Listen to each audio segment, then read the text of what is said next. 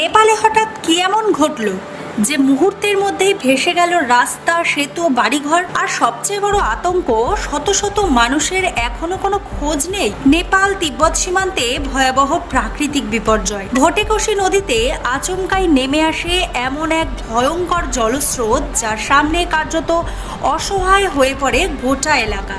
বুধবার সকাল থেকে শুরু হয় বিপর্যয়। রসুয়া, নুয়াকোট ও ধাদিং সহ একাধিক এলাকায় নদীর জল হু হু করে বাড়তে থাকে। কিছুক্ষণের মধ্যেই জলের সঙ্গে নেমে আসে কাদা, পাথর ও ধ্বংসাবশেষ। ভেসে যায় রাস্তা, সেতু, বাড়িঘর ও একাধিক গুরুত্বপূর্ণ পরিকাঠামো। সবচেয়ে ভয়ঙ্কর বিষয় হলো নিখোঁজের সংখ্যা 400-র কাছাকাছি পৌঁছেছে বলে বিভিন্ন রিপোর্টে জানানো হচ্ছে।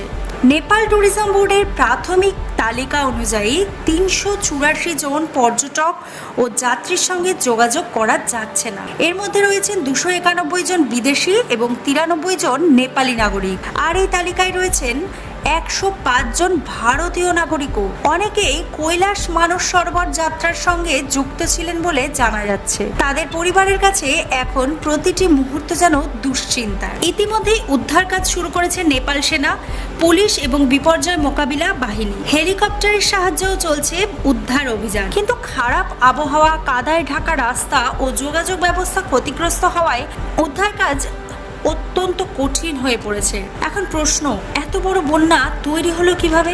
প্রথমে অনেকেই ভেবেছিলেন হয়তো প্রবল বৃষ্টির কারণে নদীর জল বেড়েছে, কিন্তু বিশেষজ্ঞদের প্রাথমিক বিশ্লেষণ অন্য একটি ভয়ঙ্কর সম্ভাবনার দিক কিন্তু ইঙ্গিত করছে। তিব্বতের দিক থেকে একটি হিমবাহের বড় অংশ ভেঙে পড়ে নদীর উপত্যকায় বিশাল পরিমাণ বরফ, পাথর ও মাটি নেমে আসতে পারে। সেই ধাক্কায় তৈরি হয় আকস্মিক জল ধ্বংসাবশেষের স্রোত, যা মুহূর্তের মধ্যে নীল জলস্তর ভয়াবহভাবে বাড়িয়ে দেয়। অর্থাৎ একটা শুধুমাত্র সাধারণ বন্যা নয়, এটা ছিল অনেকটা বরফ, পাথর আর জলের সম্মিলিত ধ্বংসাত্মক স্রোত। আর সেই কারণেই মানুষকে সতর্ক হওয়ার সময় প্রায় মেলেনি। নেপাল পুলিশের হিসাব অনুযায়ী ইতিমধ্যে 95টি দেহ উদ্ধার হয়েছে ও বহু মানুষ এখনো নিখোঁজ। 63 জন উদ্ধার হওয়া মানুষকে বিমানে করে কাঠমান্ডুতে নিয়ে চিকিৎসা দেওয়া হয়েছে।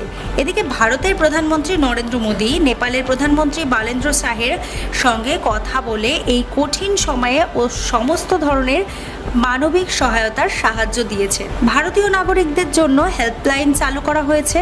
তবে উদ্ধার কাজ যত এগোচ্ছে ততই সামনে আসছে ধ্বংসের ভয়াবহ ছবি।